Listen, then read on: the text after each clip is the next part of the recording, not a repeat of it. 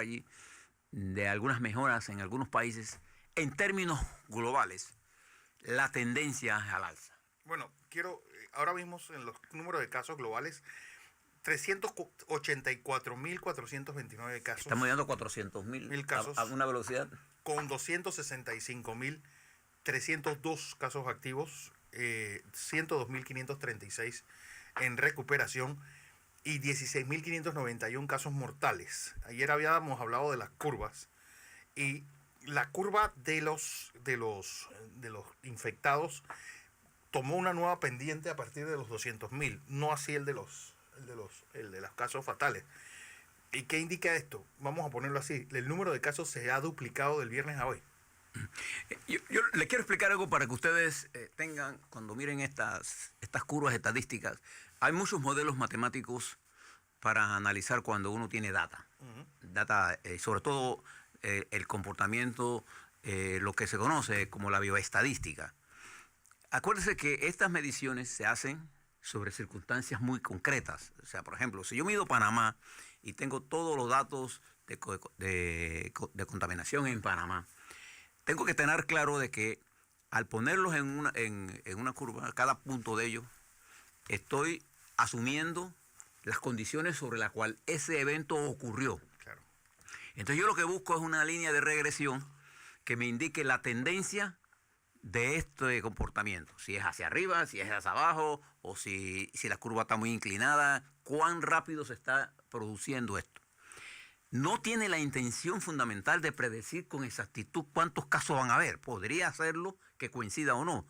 La intención fundamental de este estudio bioestadístico de regresión es mirar la tendencia. Y hay solo dos medidas estadísticas que pueden medir tendencias: son la regresión y la correlación. O sea, yo puedo hacer una correlación entre el peso y la comida chatarra. Bueno, yo tengo que hacer una correlación, tengo que medir datos y mido si hay una correlación. Si está por casi cerca a 1, es decir que de 100%, y si es 0, es que no hay correlación. Y la regresión es igual. Lo que mide ellas en todas estas curvas es la tendencia. No intenta hacer una predicción con exactitud. Está mirando, es una tendencia. Porque puede producirse una bajada en una medición, pero puede que esa bajada, cuando hago la tendencia, todavía se mantiene al alza porque tiene que ser sostenida la caída. Bueno, es más que nada bajo estas mismas condiciones, es decir, ceteris paribus. Y vamos a tener las mismas condiciones, ¿cómo va a ir creciendo esto? Claro. Es lo que estamos midiendo. Claro, y eso nos permite a nosotros entonces determinar el ajuste de las políticas estratégicas. Bien. Dicho eso, fíjense algunos de los números que tenemos nosotros para ustedes. El avance de la epidemia en los Estados Unidos es asombroso. Hay cerca de 47.000 casos. Los Estados Unidos ya está entre los 4 primeros lugares de contaminación en el mundo. Con Nueva York como la zona cero, ¿no? Y tiene entre ayer y hoy, entre anteayer y ayer, más de 112 muertos se produjeron, para elevar la cifra a 562, que es la actual cifra de los Estados Unidos. Entonces, esto te está indicando lo que ayer el presidente Trump decía: esto se va a poner peor. Y se encuentra el mundo ante esta disyuntiva. Eso es en los Estados Unidos. Dentro de los Estados Unidos hay estados con situaciones dramáticas: Nueva York, California, Washington, el estado. Acuérdense que hay dos Washington: el Washington de estado y el Washington distrito. El Washington de Seattle y el Washington distrito federal. Distrito federal, o sea, pero yo estoy hablando del estado de Washington, que está en la costa oeste de los Estados Unidos. En España, la situación es dramática. Hoy hubo más de 514 muertos. O sea, en las últimas 24 horas. Hoy no, en las últimas 24 horas, para tener cerca de 2.700 muertos. Se encontraron cosas horribles. Cuando fueron a mirar algunos de los 27 lugares donde estaban ancianos, coexistían muertos con ancianos vivos. Y que los cuidadores se fueron. Y que la gente se había ido. Y hay un estudio judicial en este momento. O sea, la pandemia está 514 muertos en 24 horas, 40.000 contagios, 39.673. Eso en España. Bueno, no solamente eso, José, sino que la situación en Madrid, por ejemplo, es tan dramática que las funerarias no se dan abasto. la propia, el tanatorio municipal, que es un lugar de velación, ha dicho, nosotros ya estamos colapsados. Han tenido que coger una pista de hielo y usarla de morgue. Así es. Famosa en La Casa del Hielo, señor. la Casa del Hielo en Madrid, ¿no? Bien, fíjese, eso en la región, hoy el foco de la pandemia se centra en Italia y en Estados Unidos. Allá. Fíjese que ya el focus estaba antes en China con particularidad, después se pasó a Europa con bastante, y la razón es porque las mediciones que se están haciendo en esos países son mejores, más efectivas, y la información de los organismos encargados de esto son mejores. Eso en América Latina. En Madrid hay 12.352 casos. Entonces, Y de todos los muertos de España, que son 2.700, 1.535 son de Madrid. En Madrid. Y fíjese que ahora el foco de la pandemia está en Europa y en los Estados Unidos, y comienza a tener efecto en algunos países asiáticos y va a tener efecto en el continente latinoamericano. Vamos al subcontinente, porque el continente americano incluye a los Estados Unidos y Canadá. Pero voy a separar Canadá, hasta Estados Unidos y Canadá, para efectos de este análisis. En nuestro continente latinoamericano y en el área del Caribe, encontramos algunas cosas. No puede usted comparar las estadísticas que produce Panamá, por ejemplo, con las estadísticas que produce Centroamérica. Yo le puedo decir con mucha conocimiento científico, que la estadística que producimos nosotros es de mucha mejor calidad. Y además, las mediciones que estamos haciendo, el ataque que Panamá está haciendo, no hay mejor forma de combatir una epidemia que saber exactamente dónde estamos.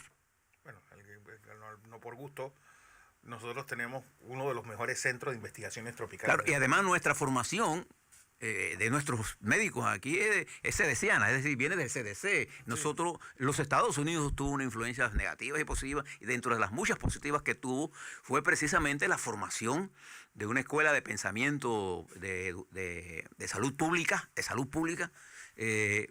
fuertemente afianzado en el control de epidemias. Acuérdense que para controlar el canal tuvimos que controlar la malaria como epidemia mundial y que causaba grandes estragos. Entonces nosotros tenemos una cultura frente a eso. Cultura incluso frente al Instituto de Estadística. Nosotros hemos tenido personalidades. Entonces quiero que seamos cautos cuando hablemos de que en Nicaragua no hay... No, nosotros no sabemos si están haciendo ni siquiera mediciones, para que estemos claros en eso. Entonces, pero América Latina, con las barbaridades que estamos escuchando del presidente de México, y ayer escuchaba al ministro de Salud Pública decir la barrabasada de que si tiene 1.000 estudiantes y se encuentra uno y cierra la escuela, se benefician 900. Pero si hay 10, se benefician 90. Y que si hay 100, pero si lo cierro cuando hay 100 es mejor. Miren la clase, cómo ese tipo puede ser ministro de Salud Pública. Una epidemia se controla desde el principio, actuando con celeridad. Entonces, nosotros tenemos mejor información, nosotros aquí en la República de Panamá. Decía Alberto Einstein que no hay forma para resolver un problema. La primera cosa que hay que saber es el problema. Cuando usted sabe el problema que tiene 50% de la solución ya. Bueno, yo creo que yo me quedo con esta joya dicha por el vicegobernador de Texas, un fulano llamado Dan Patrick, republicano, por cierto, que ayer dijo que hay muchos jubilados en Texas que estarían dispuestos a morir con tal que la economía del país no se afecte y que sus nietos puedan vivir dentro de una América que les permita vivir el sueño americano. O sea, la economía importa más que usted. Sí. En realidad, la razón es que esto es lo que está poniendo a prueba el coronavirus. Los nuevos paradigmas. Aquí se sustituyó la riqueza por los hombres, por la sociedad. Y producimos una sociedad en la que no daba igual tener la mayoría de la gente pobre y unos cuantos multimillonarios con yates y con cosas, y mientras los otros pobres teníamos menos. Bien. Bueno, pero vuelvo a el comportamimo global. Cuando lo traigo de lo global o lo particular en Panamá, ayer le decíamos nosotros que nuestras curvas indicaban, y efectivamente así es, que nosotros estamos en el proceso de ascenso. Y no mire el ascenso, porque bueno, hoy tuvimos menos que ayer, no, mire la tendencia. ¿Okay? Para producir, lo que nosotros necesitamos es que esa curva de ascenso comience a bajar, no un día, sino en forma sostenida, para que nos permitan entonces nosotros tener la tendencia de que hay un descenso. Por eso es importante entender esto de las informaciones bioestadísticas. No es la intención del análisis decir con precisión que van a haber tantos. Nadie puede decir eso, porque hay muchas variables envueltas en esto, si se tomaron la prueba bien, si se bajaron el número de pruebas, en fin. Panamá está haciendo un trabajo científico bastante bueno para entender la pandemia, y ya cuando entendemos bien la pandemia sabemos lo que tenemos que hacer.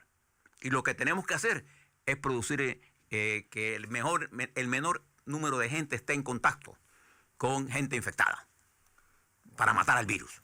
Porque el enemigo es el virus, no es el gobierno, no son los partidos, no son los radios, no son las televisiones. Uno oye frases como esa.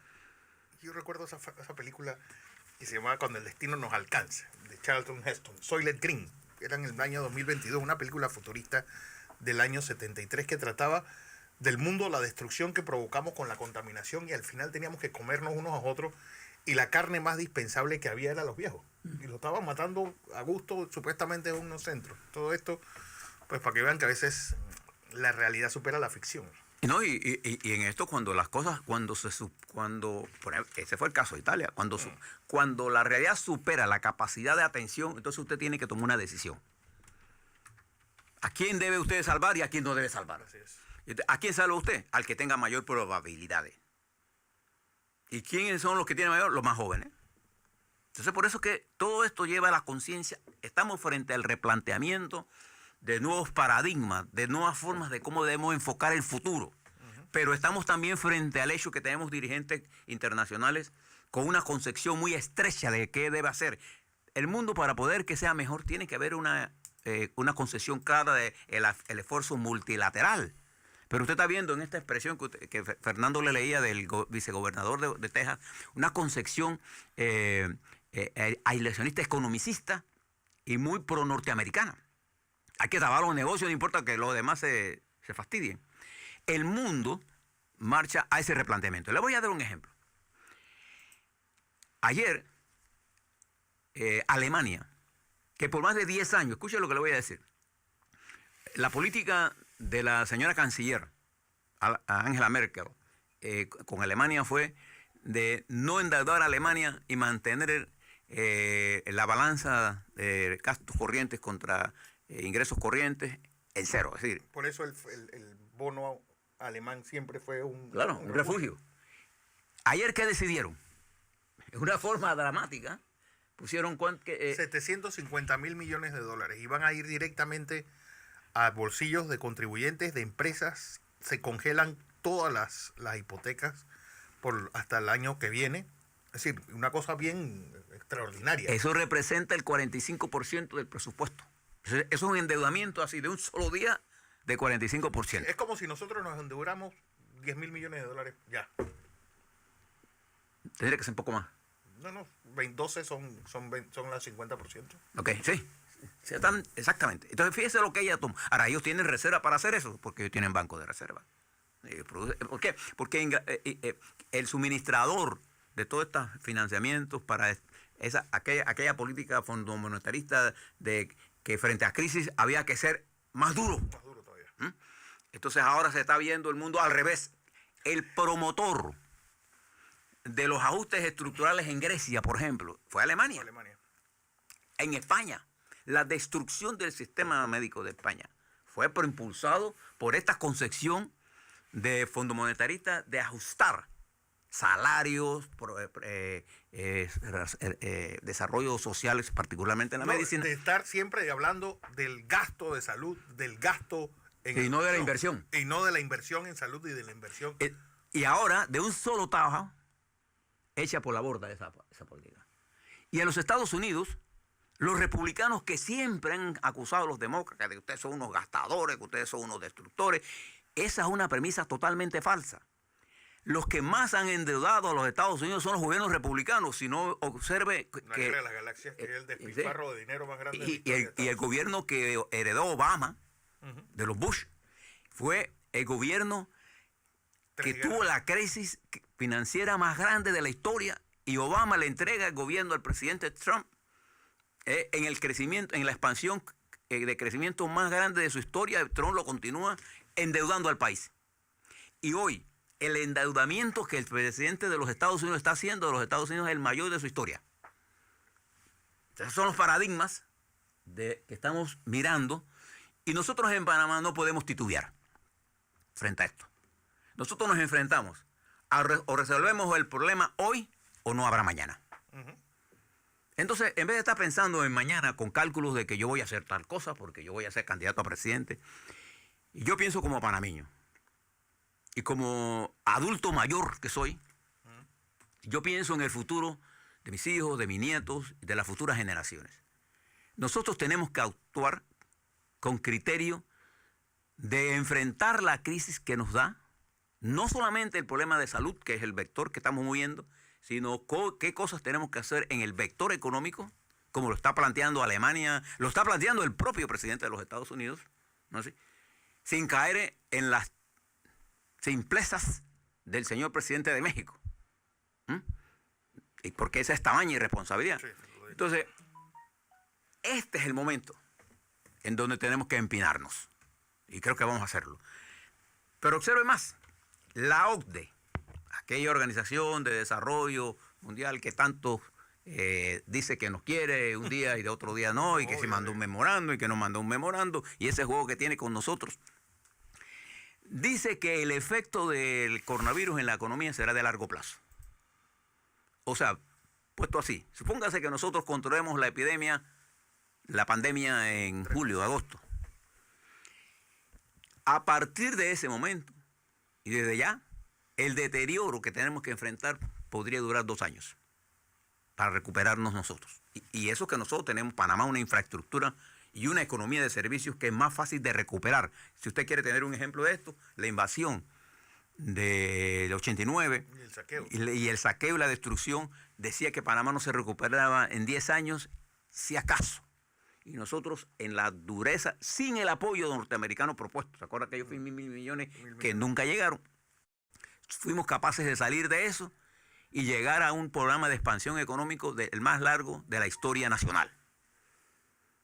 Pero para salir de eso, tenemos que entender... Bueno, el del 2008 también fue una recuperación bastante rápida para Panamá. Y fíjense algunas cosas curiosas que está pasando por esta pandemia. ¿Recuerda Chile?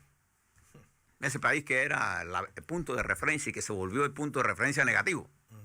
Bueno, el presidente de Chile, Sebastián Piñera, subió 10 puntos en la calificación de evaluación de gestión, pero pasó de 10 a 19. Sigue siendo malísima. Pero en Chile, las razones del descontento están precisamente en la incapacidad del sistema de producir equidad. Entonces ahora se ha planteado al mundo, el coronavirus ha venido a traer al mundo a replantearse cosas, y el mundo que sea después del coronavirus será diferente. Y eso ha planteado, por ejemplo, nada más le pongo como ejemplo ayer el presidente Bolsonaro. Ayer emite un decreto, fíjese lo que hace este caballero. Como él dice que él es trumpista, él es seguidor de la línea de Trump en términos económicos y políticos y de política internacional y de aislamiento. Ayer propone un decreto por el cual porque le permite a las empresas mandar para su casa a los trabajadores sin pagarles por 4 meses. Eso duró lo que duraba $1 ajeno ante la vista de Tachito Somoza. A las horas tuvo que derogar el decreto. Por la presión, claro, no solamente de los trabajadores, sino de los empresarios. Esa es la política más retrógrada que usted se puede imaginar. Bueno, ayer dijo una frase, bueno, el lunes, el domingo, el fin de semana dijo una frase, cuando le preguntaron sobre la medicina cubana y si iban a traer médicos cubanos, dice, si la medicina cubana hubiera sido tan buena, Chávez no se hubiera muerto. Mira usted. y fíjese los grandes países en crisis en América. ¿Por qué en América Latina el coronavirus va a ser más peligroso? Por los irresponsables. Porque hay muchas áreas de países nuestros que no tienen gobierno. México, por ejemplo, un ejemplo de esta dualidad que existe entre el gobierno formal y el gobierno real. En muchas partes de México, con grandes poblaciones, el gobierno real es el crimen organizado en cualquiera de sus manifestaciones. No existe el gobierno formal del señor presidente López Obrador. Y muere más gente en México de pobreza todos los días que de cualquier otra enfermedad. O de asesinato. Sí, exactamente. Usted ve la crisis de Haití. Haití se está muriendo la gente de hambre. Y nosotros no hablamos de esa crisis. Usted ve la crisis de Honduras y Nicaragua. La crisis de los indígenas en Guatemala. La crisis por la que está pasando nuestros hermanos costarricenses. Que aquí todo eso ha quedado oculto ante el velo del coronavirus. La crisis en Colombia de derechos humanos. La crisis en Ecuador. El desequilibrio estructural en Brasil. La galopante crisis financiera que hay en Argentina. Los desequilibrios de Chile. Bueno, Haití supuestamente tiene 5 casos actualmente. En Haití debe haber hay cualquier cantidad de virus. Ellos no saben, porque es que no hay forma de estudiarlo. ¿Qué, Pero no qué hay un importancia? sistema de salud formal. No hay. Si la gente está comiendo tierra, hace tortillas de tierra para comer, ¿qué usted puede esperar? Entonces, esas crisis ponen en nuestro continente una presión importante y ponen en nuestro país lo que nosotros tenemos que mirar. Cómo nosotros, en medio de toda esta situación global, podemos convertir esto, ¿sí?, en elementos positivos. Ahora pásese a otro continente. Mire lo que está pasando en Asia. Voy a tomarle 2 países. El secretario de Estado de los Estados Unidos anteayer, estuvo en Afganistán tratando de salvar el acuerdo de paz. Y les proponía a tanto talibanes como al gobierno de Afganistán un gobierno de unidad. Después de tantos años de sangre, no hay posibilidad de que haya un gobierno de unidad. Y los Estados Unidos tuvo que retirarse. Y dice que va a retirar algunos, pero el proceso de paz está tambaleando. La India ha tenido que mandar 700.000 gente para su casa. 700 millones. 700 millones para su casa. Entonces tenemos en el mundo, China se está recuperando, Japón se está recuperando, Corea del Sur se está recuperando. Todavía hay un proceso de afectación, pero la economía no se va a recuperar a una velocidad como nosotros podemos recuperarnos del coronavirus. Y termino aquí. Lo que nosotros tenemos que hacer, ya lo sabemos. Usted tiene que cooperar para que salgamos lo más rápido de esto. Y el gobierno tiene que implementar rápidamente una política de restablecimiento del movimiento de la economía, ponerle liquidez monetaria al sistema. Ya. Así es.